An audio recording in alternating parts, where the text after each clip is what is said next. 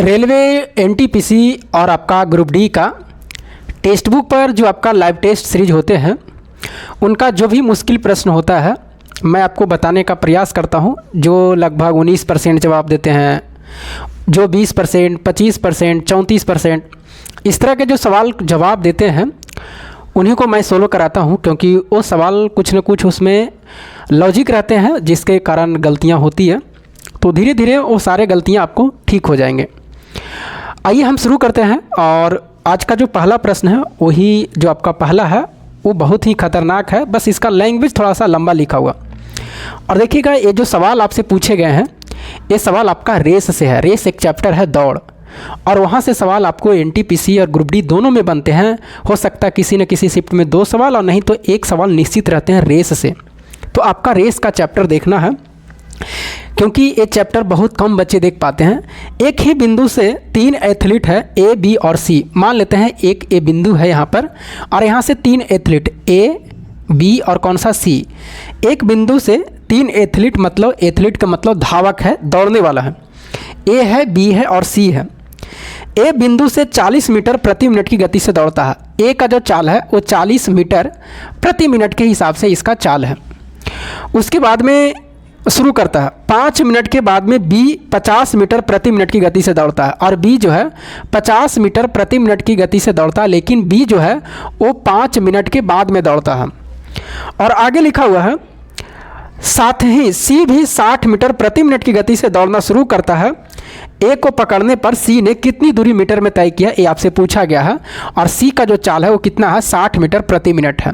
देखिएगा इस सवाल में थोड़ा सा यहाँ पर जो पूछा जा रहा है उससे मतलब रखना है। इसमें 3 व्यक्ति है, फिर से पढ़ देते हैं। करा एक ही बिंदु पर 3 एथलीट है, 3 धावक है, ए, बी और सी है।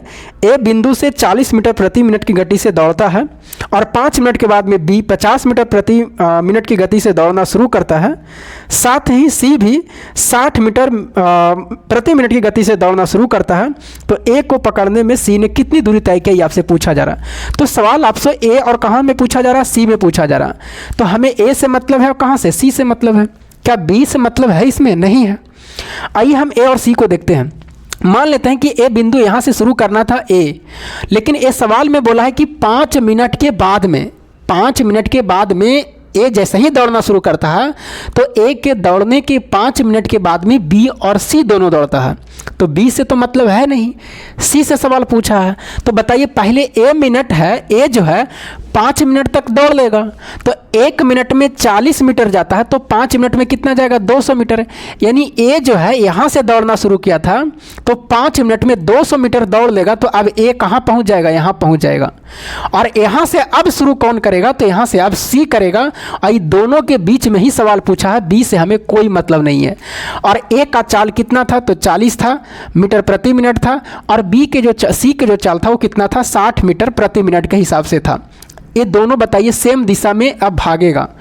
अब आपसे पूछा कि बताइए सी जो है, सी को कितनी दूरी तय करना पड़ेगा ए को पकड़ने के लिए। तो हमें पहले समय निकालना पड़ेगा कि समय कितना लगता है, दोनों को मिलने में समय कितना लगेगा। तो समय बराबर दूरी बटा चाल। बताइए दूरी कितना है, दोनों के बीच में 200 मीटर है। चाल बताइए दोनों सेम दिशा में भाग रहा है, जिधर ए भाग रहा है उधर ही सी भाग रहा है। तो चाल घट जाएंगे, 60 में से 40 जाएगा, कितना बचेगा, 20 बचेगा। अगर हम यहाँ से काटेंगे तो बताइए कितना आएगा, 10 मीटर प्रति मिनट, 10 मिनट इसका समय आएगा।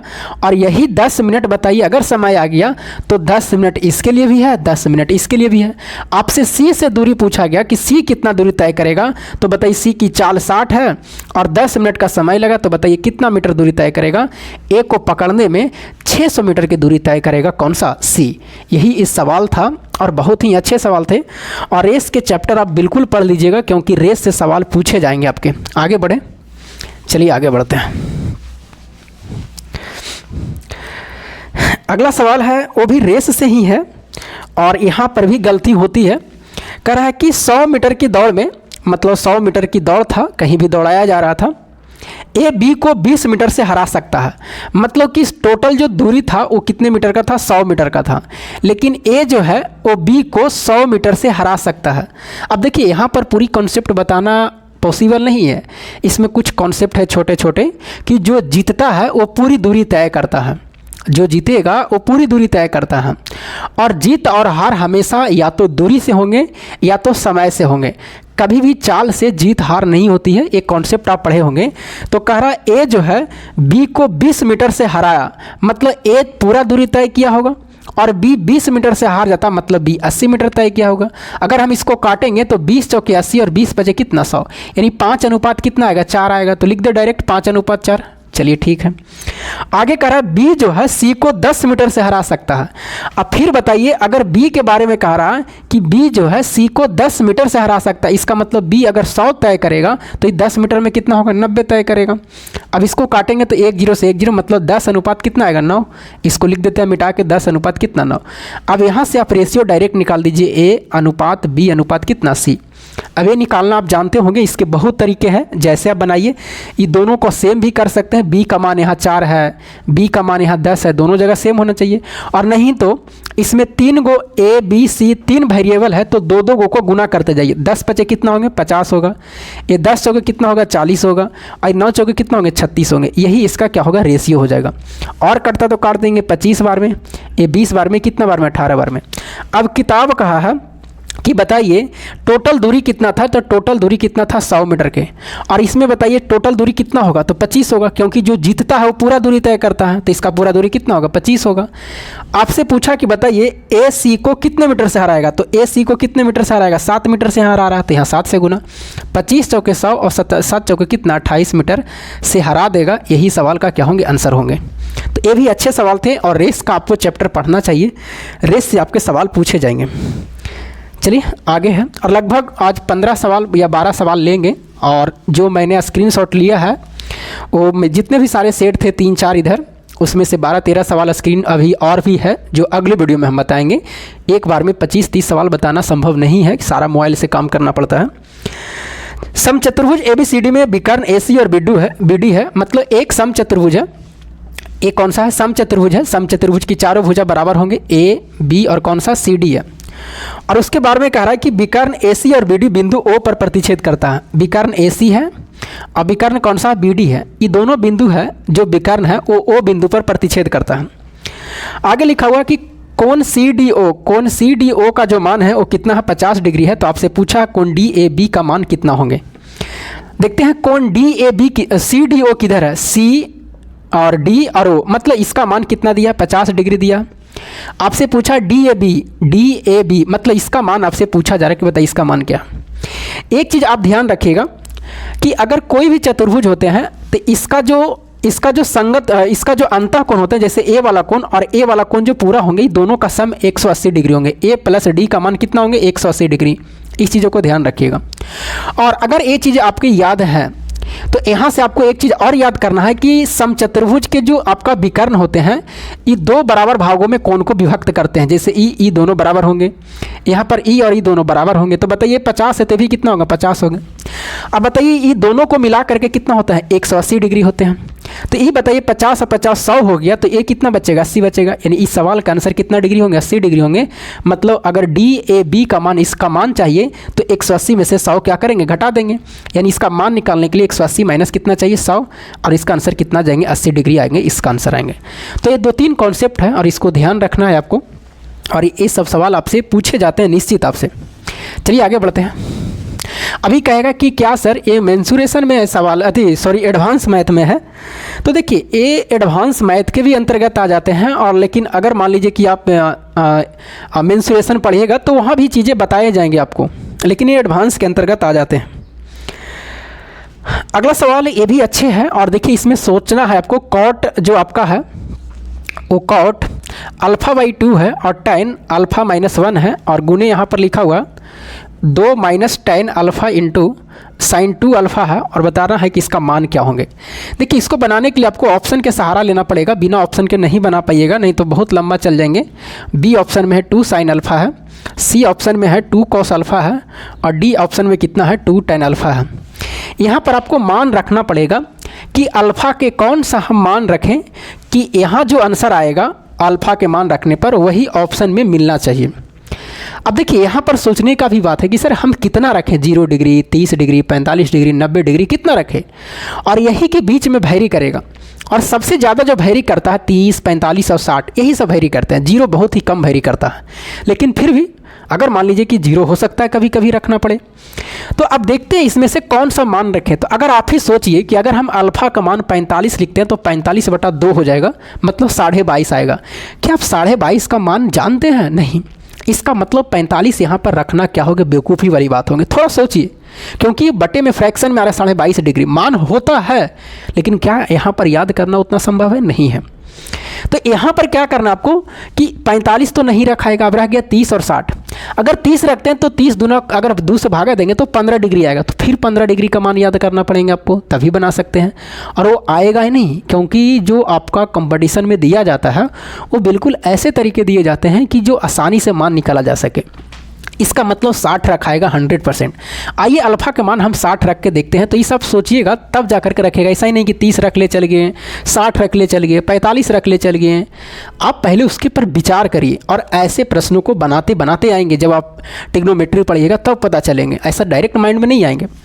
आइए अगर हम 60 रखेंगे तो यहाँ पर कॉट कितना हो जाएगा, 30 डिग्री होगा, क्योंकि 2 से भागा देना पड़ेगा। ये tan लिखेंगे और tan यहाँ पर कितना होगा, 60 डिग्री होगा, माइनस कितना 1, ये बीच में गुना है। उसके बाद में बताइए यहाँ 2 का 2 और यहाँ पर tan कितना होंगे, 60 होंगे और गुना साइन।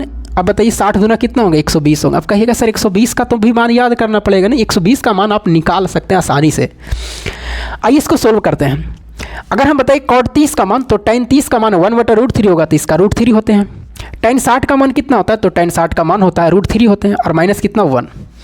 उसके बाद में 2 लिखेंगे और tan 60 का मान कितना होंगे, √3 होंगे। और साइन 120 का मान अगर निकालिएगा तो साइन को हम लिख सकते हैं 120 को 90 प्लस कितना 30 लिख सकते हैं। और साइन 90 प्लस थीटा क्या होते हैं, कॉस थीटा होता है और कॉस 30 होगा। और कॉस 30 का मान जो होता है √3 बटा कितना होता है, 2 होता है। ये प्लस में होगा, माइनस में नहीं होगा। तो यहाँ पर कितना लिखेंगे, √3/2 लिखेंगे। इसका निकालना आसान होता है। और अगर आप मान निकालना नहीं जानते हैं कि sine 60 degree, sine 120 degree, sine 180 degree, sine 1000 degree, sine 500 degree, sine 580 degree, तो आप कमेंट करिएगा, मैं एक वीडियो भी इस पर बनाऊँगा। क्योंकि मैं जो विधि निकालता हूँ इसका थोड़ा सा तरीके अलग है। अब इसको गुना करेंगे तो कितना होगा, √3 में √3 से करेंगे तो 3 - 1 होगा, तो यहाँ से 2 आएंगे। इसका मतलब 2 और यहाँ पर 3 बटा कितना होंगे, 2 होंगे। यहाँ पर 2 होंगे और 2 दूना 4 में से 3 जाएगा, आई कट जाएंगे तो कितना आएगा, यानी यहाँ का रिजल्ट कितना आया, 1 आया। अब देखते हैं यहाँ पर 1 किसका मान आएगा। तो देखिए इस सी ऑप्शन में बिल्कुल आ जाएगा, क्योंकि यहाँ पर सी ऑप्शन में 2 का 2 लिखेगा। और cos 60 का मान कितना होते हैं, क्योंकि अल्फ़ा का मान आप कितना रखें, 60 रखें, 1/2 होते हैं। ये 2 से 2 कट जाएंगे, यहाँ पर कितना आ रहा है, ये आ रहा है, 1 आ रहा है, यहाँ भी 1, यहाँ भी 1, दोनों जगह सेम आ रहा है। यही ऑप्शन क्या होंगे, सही होंगे, और कोई सा ऑप्शन में फिर नहीं आएगा।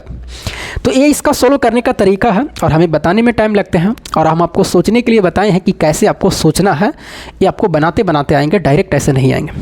चलिए अगले सवाल में देखते हैं।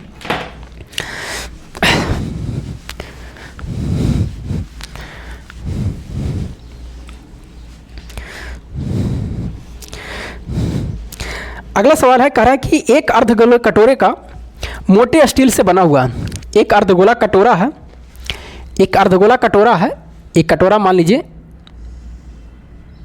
ये मोटे स्टील से बना हुआ जिसकी मोटाई 0.50 सेंटीमीटर है, मतलब 0.50 सेंटी। इसका मोटाई भी कह रहा है कि इसका अर्धगोले का मोटाई भी है। और इस अर्धगोले का जो मोटाई कह रहा, वो अर्धगोले की मोटाई कितना है, तो इस अर्धगोले की मोटाई है वो आपको यहाँ पर दिया हुआ है। इस अर्धगोले की मोटाई है, देखिए हमको समझाने में फिगर बनाना पड़ता है, लेकिन आपको एग्जाम में इतना नहीं करना है, बस सोचना है। इसमें कह रहा था कि इसका जो मोटाई है वो कितना है, ये मोटाई कह सकते हैं, ये मोटाई कह सकते हैं। और इसका मोटाई जो है वो कितना है, 0.50 आपका क्या है, सेंटीमीटर है। ठीक है। यदि कटोरे का बाहरी व्यास 43 सेंटीमीटर है, कटोरे का बाहरी व्यास का मतलब ए वाला ना होंगे, बाहरी तो यही है ना। तो इसका जो बाहरी व्यास है ए वाले जो है, इसका जो ए वाले व्यास बाहरी व्यास होंगे वो कितना है, तो इसका बाहरी जो व्यास दिया हुआ है पूरा, ये बाहरी जो दिया हुआ है यहाँ से लेके यहाँ तक जो दिया हुआ व्यास, वो आपको कितना दिया हुआ, तो इसका दिया हुआ 43 सेंटीमीटर दिया हुआ। आपसे पूछा बताइए कटोरे का आयतन क्या है। देखिए यहाँ पर 2 चीज़ आपको ध्यान रखना है ये लैंग्वेज में। पहला इसमें आपसे पूछा जाता है कि कटोरा का आयतन, कटोरा का आयतन। दूसरा आपसे पूछा जा सकता है कि बताइए कटोरे में लगे स्टील का आयतन, लगे स्टील का आयतन। तो ये दोनों का सवाल अलग अलग है। ये दोनों सवाल क्या है, अलग अलग है। ये कटोरे का आयतन पूछ रहा, ये कटोरे में लगे जो स्टील से बना हुआ उसका आयतन पूछा जा रहा है, या उसका आयतन पूछेगा या तो वजन से पूछेगा आपसे। तो ये दोनों सवाल अलग अलग हैं और दोनों अलग अलग तरीके से बनेंगे, दोनों में फॉर्मूले अलग लगेंगे। यहाँ आपसे ये वाला सवाल पूछा, दोनों मैं आपको क्लियर कर देता हूँ। अगर आपसे कटोरे का आयतन पूछा तो मान लेते हैं कि जैसे एक गिलास है, एक गिलास है, तो इसका जो भाग है, ये जो खोखला भाग दिखाई दे रहा है अंदर में, यही ना आयतन होंगे। जो इसका खाली जगह दिखाई दे रहा, इसका जो खाली जगह दिखाई दे रहा, इसी में ना पानी आएंगे। तो बताइए इसका बाहरी भाग से कोई मतलब है? अगर इसमें मोटा पतला चदरा दिखाई दे तो क्या बाहरी भाग से मोटा है? नहीं, अंदर वाले भाग से इसका है, क्योंकि पानी इसका आयतन तो अंदर में रहेंगे। तो इसमें क्या करना आपको कि कटोरे का आयतन पूछा तो इसका वाला त्रिज्या आपको चाहिए, जो अंदर का जो है ना इसमें चाहिए, क्योंकि इसी में ना पानी रहेंगे, बाहर वाले में थोड़ी रहेंगे, तो मोटाई है। तो इसमें अगर पानी रहेगा तो इसका त्रिज्या निकालने के लिए मोटाई कितना है? 0.50। और बताइए ये व्यास है 43 है, तो इसका त्रिज्या कितना होगा? 21 पॉइंट कितना होंगे? 5 होंगे। 21 दूना 42, 43 हो जाएंगे। तो बताइए इसके बाहर में ही 0.5 मोटा हो गया, अंदर आना चाहेंगे तो बताइए अंदर आने के लिए हमें क्या करना पड़ेगा? तो अंदर आने के लिए 0.5 घटाना पड़ेगा। तो आंतरिक त्रिज्या यानी छोटा त्रिज्या कितना होगा? 21 सेंटीमीटर होगा।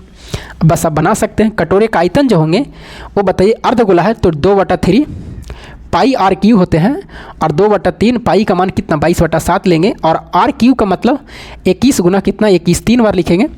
कटता है तो काट दीजिए इसको, ये 7 या 21 कट जाएंगे, 3 से 3 बार में कट जाएंगे। और गुना करना देखिए भी आपको आना चाहिए, 21 में 21 से गुना करेंगे तो कितना होगा? 441 होगा, क्योंकि स्क्वायर है। इसके बाद में आप क्या करिए, यहाँ से जो 22 है इसको आप 2 भागों में तोड़ दीजिए, 2 गुना 11, और 2 से इसमें गुना कर दिए, 2 दूना 4 और गुने कितना? 11, क्योंकि गुना करना 11 से आसान हो जाते हैं। 4 का टेबल पढ़ सकते हैं, 4 4 चौके 16, 4 चौके 16 कितना? 17, और 11 से गुना करना देखिए आसान हो जाएगा, क्योंकि पहला डिजिट आपको उठाना 4 और जोड़ते जाना है। 6 4 10, पहला डिजिट उठाना लास्ट वाला और पीछे से ऐड करते जाना है। 6 4 10, 7 6 13 1 14, 7 1 8 1 9, अब पहला लास्ट में जो पहला है उसको लिख देना है, यानी इसका इतना आयतन होंगे सेंटीमीटर क्यूब, इस सवाल का आंसर होंगे। तो गुना करने के भी कुछ ट्रिकें हैं, उसको आपको ध्यान में रखना चाहिए। जैसे 11 का गुना, 9 का गुना, 5 का स्क्वायर करके रहते हैं जो लास्ट में, ये सब आपको ट्रिकली काम देते हैं कभी कभी। तो इसका आंसर 19,404 सेंटीमीटर क्यूब होंगे।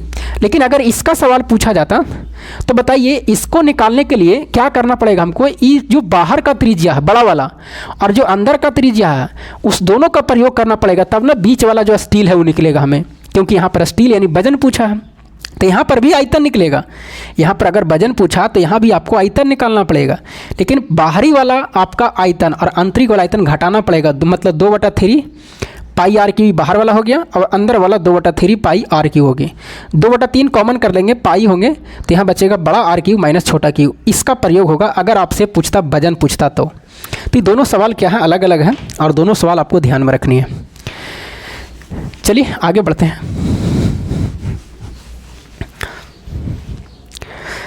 अगला सवाल है,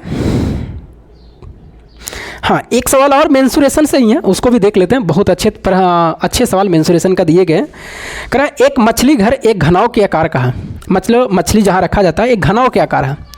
कैसा है? एक घनाव का आकार है। घनाव के मतलब वो आयत से बनेंगे। किससे बनेंगे? आयत से बनेंगे, ऐसा बनेगा। एक घनाव का आकार है, ठीक है, जिसकी बाहरी माप 80 सेंटीमीटर, 30 सेंटीमीटर, 40 सेंटीमीटर। यहाँ पर ध्यान लिखिएगा, इस तरह से लिखा 80 सेंटीमीटर, 30 सेंटीमीटर, 40 सेंटीमीटर।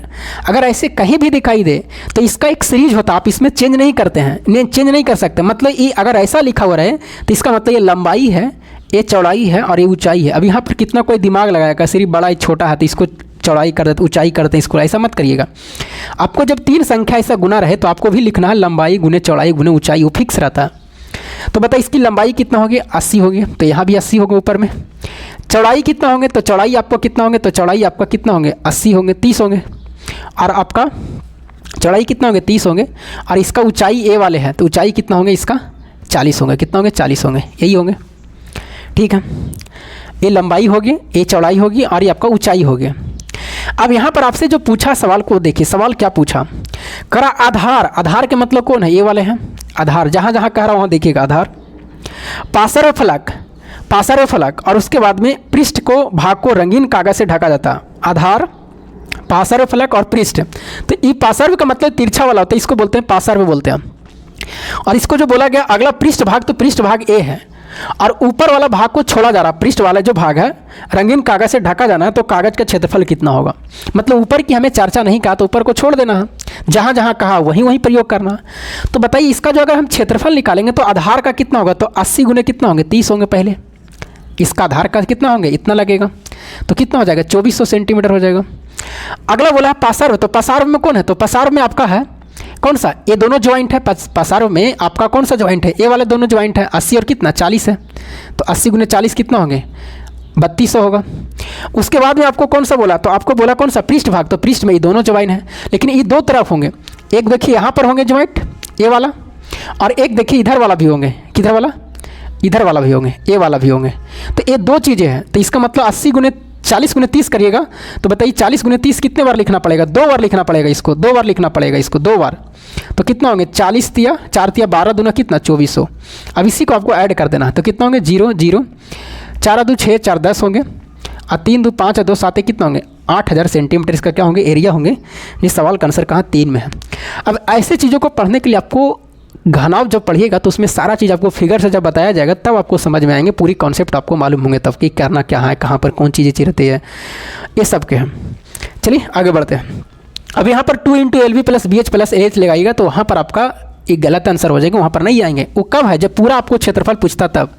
ये जहाँ जहाँ कह रहा वहीं वहीं आपको रंगना है। चलिए आगे चलते हैं। अगला है किसी खेत की कटाई में A, B और C 2 दिनों में कर सकते हैं। मतलब 3 व्यक्ति हैं A, B, C और है, अगर किसी खेत को हमें काटना है, वहाँ पर धान वगैरह जो भी हो कटाई करना है, तो उसमें 3 व्यक्ति अगर लगता है A, B, C तो 2 दिनों में काम को कर सकता है। अगला है कि अगर हम B, C, D को लगाते हैं तो वो 3 दिनों में काम को समाप्त कर सकता है। ये 2 दिनों में काम को समाप्त करता है, ये 3 दिनों में काम को समाप्त करता है। उसके बाद में C, D, A 7 दिनों में कर सकते हैं। C, D, A जो है वो 7 दिनों में कर सकता है। और उसके बाद में कह रहा है D, A, B 10 दिनों में कर सकता है। D है और A, B है जो कितना दिनों में 10 दिनों में कर सकता है। आपसे पूछा जा रहा है कि बताइए अगर A, B, C, D चारों मिले तो इस खेत को कटाई करने में कितने दिन लग सकते हैं, ये आपसे पूछा गया। आइए अच्छे सवाल है और ऐसे सवाल आपसे पूछे जाते हैं। देखिए इसमें अगर हम देखें तो A सब जगह 3 आएगा, B भी कितने आएगा 3 बार आएगा, मतलब सारा 3 बार आएगा। इसका मतलब 3 A, B, C, D हो गए, यही ना होंगे 3 A, B, C, D होंगे। और इस सबको हम जोड़ेंगे, क्षमता निकालेंगे। 2 दिन है तो इसका क्षमता कितना होगा 1/2, इसका क्षमता 1/3, इसका क्षमता 1/7, इसका क्षमता कितना होगा 1/10 होंगे। अब आइए यहाँ पर क्या करेंगे, एलसीएम लेंगे तो कितना होगा, एलसीएम बताइए कितना होगा, तो 7 या 21 होगा और 0 आएंगे, मतलब 210 इसका एलसीएम होंगे।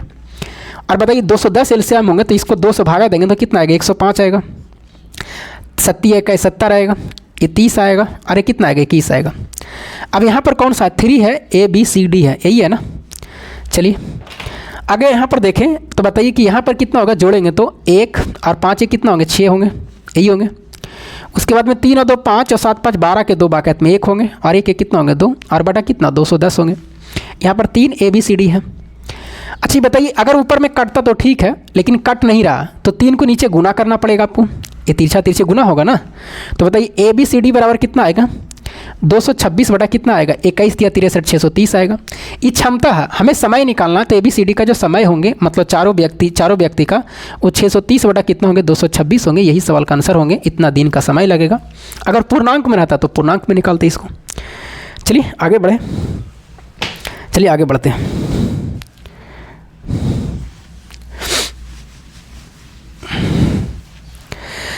अगला सवाल भी बहुत ही अच्छे है और इस सवाल में आपको करा कि x बराबर 9 प्लस इसका भी काम लोग जवाब दिए 2 रूट 10 है।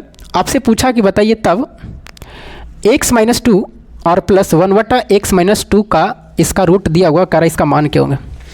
देखिए ऐसे सवालों में आपको क्या करना है, जो यहाँ पर रिक्वायर्ड है ना, जो यहाँ पर जान खोज रहा है ई वाला, वो आपको रहना चाहिए।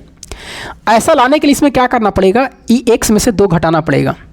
अब बताइए इधर भी 2 घटाना पड़ेगा हमें, दोनों तरफ घटाइएगा तब ना कोई प्रभाव नहीं पड़ेगा। तो इधर भी 2 घटा दीजिए, 2 घटाएंगे तो 9 में से 2 जाएगा कितना बचेगा 7 बचेगा, तो यहाँ लिख देते हैं 7 डायरेक्ट। अब बताइए x माइनस 2 बराबर है, अगर यहाँ पर मान आ जाएगा तो रख देंगे और आंसर आ जाएगा। लेकिन यहाँ पर देखेंगे क्या कि 7 प्लस 2 रूट 10 है, यहाँ पर क्या है कि ये फिक्स है, इसको आपको क्या करना है x माइनस 2 बराबर 7 प्लस 2 रूट 10 जो है, इस जो वैल्यू दिया हुआ है ये फिक्स रहता है, इसको आपको तोड़ना पड़ता है a प्लस बी के होल स्क्वायर में। अगर देखिएगा यहाँ पर प्लस है तो a प्लस बी का होल स्क्वायर, अगर यहाँ पर माइनस रहेगा तो a माइनस बी का होल स्क्वायर, और यहाँ पर 2 रहना चाहिए। देखिए 2 ऑलरेडी है, इसका मतलब इस 7 को हम तोड़ सकते हैं कैसे, या 10 को हम कैसे तोड़ सकते हैं, तो ये 10 को तोड़ सकते हैं 5 गुना कितना 2, या 2 पचे 10। अब बताइए यहाँ पर अगर सर 4 रहता तो 4 रहता तो 2 के अंदर हम ले जाते हैं, यहाँ पर सिर्फ और सिर्फ 2 रहना चाहिए, ये ध्यान रखिएगा। अब बताइए यहाँ पर अगर हम √2 का स्क्वायर करेंगे और √5 का स्क्वायर करेंगे, और सॉरी √5 प्लस √2 का स्क्वायर करेंगे तो बताइए कितना होंगे, 5 और 2 7 होंगे ना, इसका स्क्वायर करेंगे तो होंगे ना, 5 और 2 7 होंगे, और प्लस 2 a और b होंगे। देखिए तो यही चीज़ लिखा हुआ है कि नहीं, यहाँ पर यही चीज़ लिखा हुआ, तो कहिएगा यस सर। यानी ई किसका वैल्यू हो गया, तो इस वैल्यू हो गया √5 प्लस √2 का कितना होल स्क्वायर हो गया, यही ना हो गया। अब बराबर क्या है, x-2 है, यानी x-2 का मान कितना आ गया, √5 प्लस √2। या यहाँ पर अगर हम स्क्वायर हटाएंगे तो इधर क्या चढ़ेगा, रूट चढ़ेगा, और डायरेक्ट इसका मान क्या करना है, यहाँ पर रख देना। आइए रखते हैं, अगर हम रखेंगे यहाँ पर मान तो कितना होगा, √5 और प्लस √2 होंगे, और प्लस 1 बटा √5 माइनस √5 प्लस कितना होगा, √2 होंगे। इसको 19 से गुना करेंगे तो √5 माइनस कितना होगा, √2, और नीचे भी √5 माइनस कितना होगा, √2 होंगे। आइए अब इसको सोल्व करते हैं। यहाँ पर बचेगा √5 प्लस √2 बचेगा, और नीचे कितना बचेंगे, 3 बचेगा, क्योंकि a plus b into a minus b है, तो a square minus b square, 5 में से 2 जाएगा, 3 बचेगा। ऊपर में √5 माइनस कितना, √2 है, ये 3 यहाँ करके गुना होगा, 3 एलसीएम लेंगे तो कितना बचेगा, 3 √5 बचेगा, प्लस 3 √2 बचेगा, और प्लस √5 माइनस कितना, √2 होगा। अगर हम इसको सोल्व करेंगे तो बताइए कितना बचेगा, 3 प्लस और 1 प्लस 3 √5 यहाँ और 1 √5 यहाँ, कितना होगा, 4 √5 होगा। 3 √2 प्लस में 1 √2 माइनस में तो घटेगा तो कितना बचेगा, 2 √2 बचेगा, और बटा कितना, 3 बचेगा। और शायद यही सवाल का क्या होंगे, आंसर होंगे जो ऑप्शन नंबर कहाँ दिखाई दे रहा, 1 में दिखाई दे रहा। तो इस तरह से इसको कैलकुलेशन है, और ऐसे सवाल जब अलजेब्रा पढ़ेगा तो उसमें आपको रहेंगे सवाल। चलिए आगे बढ़ते हैं, अगली सवाल देखते हैं। करा 10 सेंटीमीटर त्रिज्या वाले एक वृत्त की 2 समानांतर जीवाएं हैं। 10 सेंटीमीटर त्रिज्या वाला एक वृत्त है और इसके 2 समानांतर जीवाएं हैं। कितने समानांतर जीवाएं, 2 समानांतर जीवाएं हैं जो केंद्र के विपरीत दिशा में है, जो केंद्र के कहाँ विपरीत दिशा में है। यदि जीवाएं केंद्र से 6 सेंटीमीटर और 8 सेंटीमीटर की दूरी पर है तो जीवाओं की लंबाई का अंतर कितना, मतलब एक जो जीवा है यहाँ पर है और एक जीवा यहाँ पर मान लेते हैं, ठीक है। और एक जो जीवा है वो केंद्र से कितना सेंटीमीटर की दूरी पर है, 6 सेंटीमीटर की दूरी पर है, और एक जो केंद्र से वो कितना सेंटीमीटर की दूरी पर है, तो 8 सेंटीमीटर की दूरी पर है, ठीक है, यही है। उसके बाद में 10 सेंटीमीटर त्रिज्या, इसका त्रिज्या इधर भी अगर हम करेंगे तो ये कितना होगा, 10 होगा, इधर भी करेंगे तो कितना होगा, 10 ही होगा, यही ना होगा। तो कहिएगा यस सर। आपसे पूछा बताइए दोनों जीवा की लंबाई, अगर इसका लंबाई निकल जाए और इसका लंबाई निकल जाए तो दोनों को घटा देंगे, और इसके निकालने के लिए बस अब कुछ नहीं करना, ट्रिपलेट लगाना। बताइए यहाँ पर क्या होंगे, ये लंब होगा, यानी यहाँ पर 90 डिग्री होंगे, और आप जानते हैं ये 8 है, ये 10 है, तो बताइए 8 10 ये कितना होगा, 6 होगा। आप जानते हैं ये 6 है, ये 10 है, तो ये कितना होगा, 8 होगा। ये सब ट्रिपलेट है, क्योंकि बताओ बाबू कर्ण का स्क्वायर लंब का स्क्वायर घटाइएगा तो ये आधार का स्क्वायर 8 आएगा, 64 का वर्गमूल 8 होंगे, यहाँ भी वही आएगा। और ये दोनों आपस में बराबर कटते हैं जीवा, तो ये 6 है तो भी कितना होंगे, 6 होंगे। ये 8 है तो इधर भी कितना होगा, 8 होगा। यानी इस जीवा की लंबाई 16 मीटर है, अगर मीटर में तो मीटर में, सेंटीमीटर में तो सेंटीमीटर में, सेंटीमीटर में तो सेंटीमीटर होगा। इस जीवा की लंबाई कितना है, तो 12 सेंटीमीटर। अब बताइए दोनों का अंतर कितने कहा घटाना है, तो कितने सेंटीमीटर आएंगे, 4 सेंटीमीटर। इस सवाल का क्या होंगे, आंसर होंगे जो ऑप्शन नंबर कहा 2 में दिखाई दे रहा। चलिए आगे बढ़ते हैं।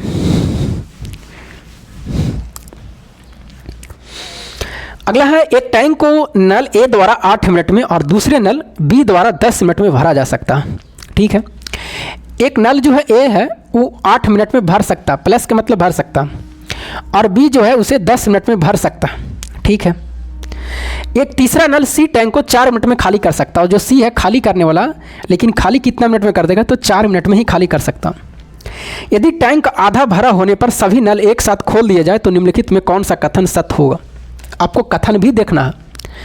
सबसे पहले तो ये देखा गया है कि यदि टैंक आधा भरा होना है, मतलब टैंक जो है, जो भी टैंक होगा, ये मान लीजिए टैंक है, ये कहता टैंक है आधा भरा होता है, और आधा भरा होता है तो नल, अगर हम आधा भरा होने पर सभी नल एक साथ खोल दिए जाए, तीनों को खोल दिया जाता, तो निम्नलिखित में कौन सा कथन सत्य होगा। अच्छा पहले हम देखते हैं कि इस तीनों का एलसीएम कितना होगा। यहाँ पर देखते हैं जो हमें कार्य करना हो, कार्य कितना करना है, तो 8 10 और 4 का एलसीएम कितना होंगे, 40 काम करना है। 8 × 5 = 40, ये 5 भरेगा, 10 चौके 40 ही 4 भरेगा, और 4 दहा के 40 अकेले 10 खाली करेगा ही। अब यहाँ पर हम जरा दिमाग लगाते हैं, जो कथन सत्य कह रहा ये टंकी भरने वाला है या खाली करने होने वाला है, पहले ये देख लेते हैं। तो हम देखते हैं जो भरने वाला है वो 5 और 4 9 भरता है, 80 अकेले 10 खाली कर देता है। मतलब अगर तीनों एक साथ खोला जाएगा तो 5 और 4 9 भरेगा और 10 खाली करेगा। तो बताइए क्या टंकी कभी भराएगा? नहीं भराएगा, क्योंकि भरने वाले की क्षमता कम है, खाली भरने की क्षमता ज़्यादा है। और जब ऐसी स्थिति रहती है तो टंकी भराता नहीं है, खाली होती है। तो सबसे पहले ऑप्शन तो यही छट जाएगा कि टंकी कभी भी नहीं भराएगा, टंकी खाली होने वाली है। तो जिसमें टंकी खाली वाला ऑप्शन होगा वही ऑप्शन क्या होंगे? सही होंगे, मतलब टंकी खाली होगा। अब यहाँ पर ये ध्यान रखना है कि जब टंकी नहीं भराएगा, एक नोट और ध्यान रखना है।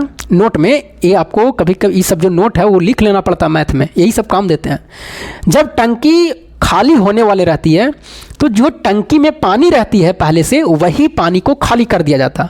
तो टंकी में पानी पहले कितना था? 1/2 भाग था। ये सब नोट में ध्यान रखिएगा। तो 1/2 का मतलब पूरा टंकी का क्षमता कितना? 40। तो 40 का 1/2 कितना होगा? तो 40 का 1/2 20 होगा। ये भरा था पहले से, लेकिन हम देख रहे हैं टंकी भरने वाला नहीं है, टंकी खाली होने वाला है। तो जो भरा हुआ उसी को खाली कर देंगे। लेकिन अगर टंकी भरने वाला रहता तो जो खाली टंकी था उसको और हम भरते हैं। ये दोनों बात को आपको ध्यान रखना। आइए अब यहाँ पर हम समय निकालेंगे। तो समय बताइए, कार्य कितना करना है? 24 ही आपको खाली करना है। खाली तीनों मिल के करेगा तो 5 और 4 9 भरेगा, 10 खाली करेगा। तो बताइए कितना खाली होगा? एक बार में 1 खाली होगा। यानी अब इसको भागा देंगे तो कितना आएगा? 20 मिनट आएगा। यानी टंकी जो है 20 मिनट में खाली हो जाएगा, जो ऑप्शन नंबर कहाँ 4 में दिया होगा। ये भी अच्छे सवाल थे। चलिए आगे बढ़ते हैं।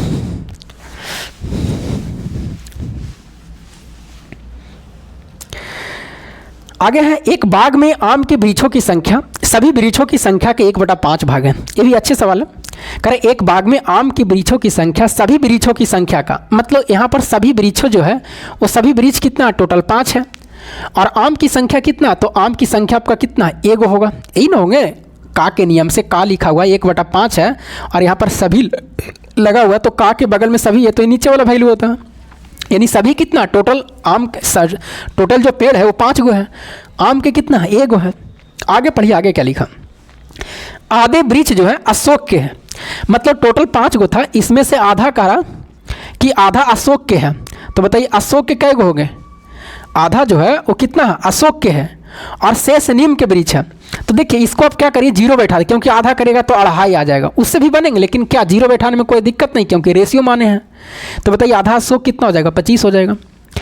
और आधा यहाँ पर बच जाएगा, 25 यहाँ पर बचेगा ना 50 में से। आधे वृक्ष अशोक के हैं और शेष नीम के वृक्ष है। ये किसका है? शेष नीम के वृक्ष है। यदि नीम के वृक्षों की संख्या 12 है तो बाग में आम कितने वृक्ष थे? अब यहाँ पर देखिएगा जो नियत राशि में करा कि बाग में 12 गो नीम था, लेकिन ये जो 25 बचा हुआ है ना, ये 50 गो टोटल है। आप कहिएगा सर यहाँ 5 लिखे थे, 1 लिखे थे, 0 क्यों बैठाएं? 0 हम इसलिए बैठाएं क्योंकि इसको आधा निकालना, 5 का आधा निकालना 2.5 हो जाता। तो 0 बैठाने में तो कोई दिक्कत है ही नहीं, और भी बैठा सकते हैं, लेकिन 1 ही गो बैठाइए। 2 गो बैठाने से क्या फ़ायदा? डिजिट बड़ा हो जाएंगे। अब बताइए कि इसका आधा कितना होगा? 25 होगा। बाकी जो बचा हुआ है 25 जो बचा हुआ उसमें नीम के भी पेड़ है, और जो आम 10 था उसमें भी तो ये है, ये अलग से थोड़ी है। तो इसका मतलब टोटल अगर हम नीम निकालेंगे ना, तो ये जो नीम और जो नीम जो 25 है इसमें नीम भी है और आम भी है। तो इसका मतलब नीम की जो संख्या खाली आएंगे रेशियो में, वो 25 में से 10 जाएंगे तो कितना बचेगा? 15 गो नीम आएगा। किस में? रेशियो में। किताब का है 12 गो, हम लोग कहेंगे तो कितना गो? 15 गो। आपसे पूछा बताइए आम की संख्या कितना था? तो आम 10 से गुना, 5 दूना 10, 5 या 15, 3 चौके 12, 4 दूना कितना? 8।